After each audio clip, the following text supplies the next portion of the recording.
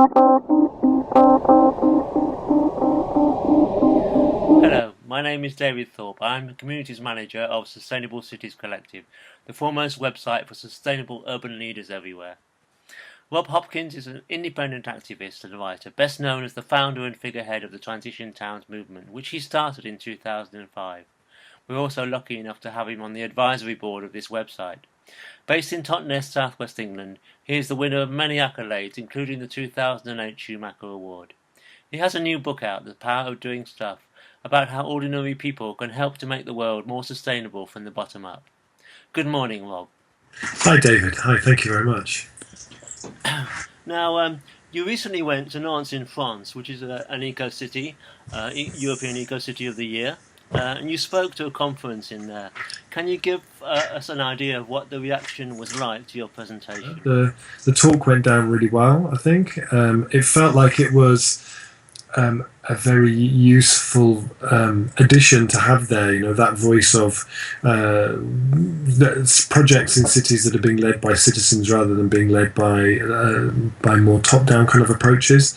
Although it was one of those events which I find myself getting increasingly weary of, where you find yourself on a panel with 9 men and 1 woman. And I think people who are watching this, who organise events, need to be, we all need to be really mindful, I think, about organising things with that kind of balance. But it was an amazing event, and there was about 2,000 people from all around the world coming together to reflect on sustainable cities, and there was a very strong transition theme that ran through the whole event, which was really exciting to see. So can you just identify, for those listeners to this video who don't know much about the transition movement yet, what are the essential characteristics of a transition town group? Well, I guess it's something which is led by ordinary people who come together in a place, and then they define the scale over which they want to try and do this process. But it's really about what a push for making the place more resilient looks like when it's led by ordinary people. It's the idea that that we can, with the right tools, make what currently feels politically impossible become politically inevitable. It's the idea that ordinary people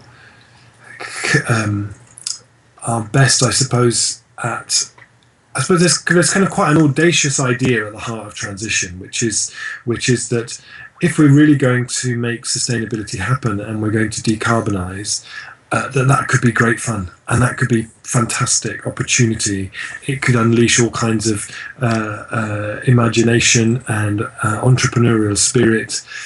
And so I suppose what happens with transition is a group of people come together and they decide they want to make it happen. So they might already know each other, they might be complete strangers, they pick up some of the tools, some of the inspiration that comes through transition, they become part of a learning network now in 44 countries of people who are trying to figure this out, and they get on with it.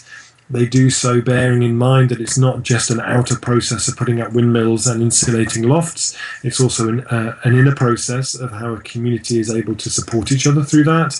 Acknowledge that it's not always just a breeze, but that it's hard work and it can be difficult, and we need to look after each other and look after ourselves. And increasingly, it starts to move towards saying, a more resilient economy. Making our economies more resilient is a form of economic development as well. So we're starting to see lots of places now starting their own energy companies, their own local currencies, their own new food businesses, and that's a really exciting kind of step, I think. Fantastic. So, but from very small beginnings in your town, Totnes, it's now spreading throughout the world, and I came recently, for instance, across the whole network in Brazil. Do you have a feel for how extensive this spread is? I think it's probably more extensive than we think it is, in that, we know of transition groups in 44 countries, and we know that there are thousands of them, but part of the one of the features, I suppose, of a self-organizing model. We've always designed transition to be self-organizing. So if somebody in Brazil starts transition, they don't do so because we've sat down here in an office in Totnes and designed a kind of plan to take over Brazil. It's like it pops up in a self-organized kind of a way. Then what that means is that people aren't always that good at telling us what they're up to. So, for example, in Japan, I think there are maybe 4 official transition groups, but we know there are at least 40 in Japan. In Sweden, I think there's maybe 7 or 8 official ones who have registered with us, but we know from their Ning website there, they've got about 170 groups active across Sweden. So I think the ones that we know of are kind of the tip of the iceberg, really. So do you think it manifests itself differently according to the place in which it finds itself, each individual group? Yeah, absolutely. Because this isn't a Coca-Cola franchise. This is something which we designed very intentionally so that people could make it their own. They could make it appropriate to their place and to their culture and to their community. So, people who are doing transition in Brazil. Transition to them doesn't feel like some kind of English import. It feels like a Brazilian thing. The people who are doing transition training and promoting transition across Brazil are doing so in a way, they've developed ways to teach transition in the favelas to people who can't read. It feels like it's of that place, and that's really how it should be. And it's the same in all the different places where it's happening. And sometimes they don't even call it transition because the word just doesn't translate. And sometimes even the kind of the way it's presented shifts a bit. So in Brazil, the idea that you're talking about peak oil doesn't really catch people because, as far as Brazil's concerned, it's the next Saudi Arabia of the world. So their transition is much more presented in the framework of social justice, trying to end violence, empowering women, all that kind of thing. And that's great. So it always looks different. Even in London, where there's something like 50 transition initiatives across London, within those groups, you'll find that even within Camden, for example, each of those groups who are right next to each other have a very different culture and a very different kind of sense of who they are and what they're doing. In Totnes, where you are, there's a new initiative that I've heard about from the Transition Town Group to create an eco-village themselves from scratch. Can you tell us a little bit about that? Yeah, well, there's 2 actually. There's I think the one you're talking about is Transition Homes.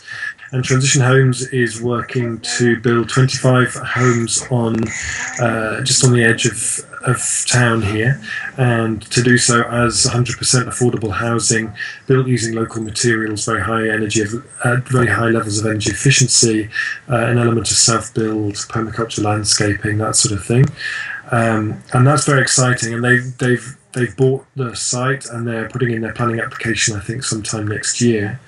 The other one is something called the Atmos project, which I'm more involved in, which has been working for 6 years now to bring an 8-acre derelict industrial site right next to the railway station here in the town into community ownership, and to develop it as a catalyst for a transition economy with a school for food entrepreneurs, a kind of a business incubator space, affordable housing, and again setting this what would you say, sort of ground rule, I suppose, of building with a certain percentage of local materials, and taking that thinking that we currently use around local food, that if it's sourced locally, it's lower carbon, it creates more jobs, the multiplier effect, all that sort of thing, applying that to the building materials that we use as well.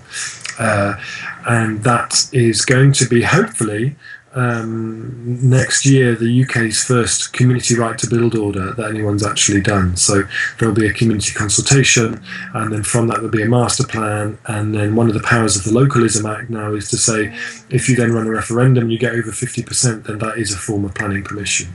So we want to do that. So we kind of see both of those projects as sort of as running in parallel with each other, and when they get to the construction stage, they'll be trying to work together as best as they can. So, but those things all sit within the wider context, I think, of the work of Transition Town Totnes, which is really about saying localization and resilience are a form of economic development in this town. And we've done what we call a local economic blueprint, which sets out the economic case for that. And I think that's a story which is increasingly resonating with people around the town. Where do you find the funding for these projects? The Transition Homes had a local philanthropist, I suppose, who enabled them to purchase the site. But then the scheme is all worked out in such a way that it covers itself. I mean, it's a loan, so the scheme is something that will stand on its feet, I think. And then the Atmos project, we've had little bits of funding from social investment business that got us underway. There's a couple of other pots of funding. We're working with the people who own the sites, and again, I mean, it's all based on a business plan, and the whole thing works. I think as well, though, the thing with Atmos is because it's about promoting social enterprise, it's about low carbon building, it's about a different model of urban regeneration, it's about affordable housing, inclusion, all these kinds of things.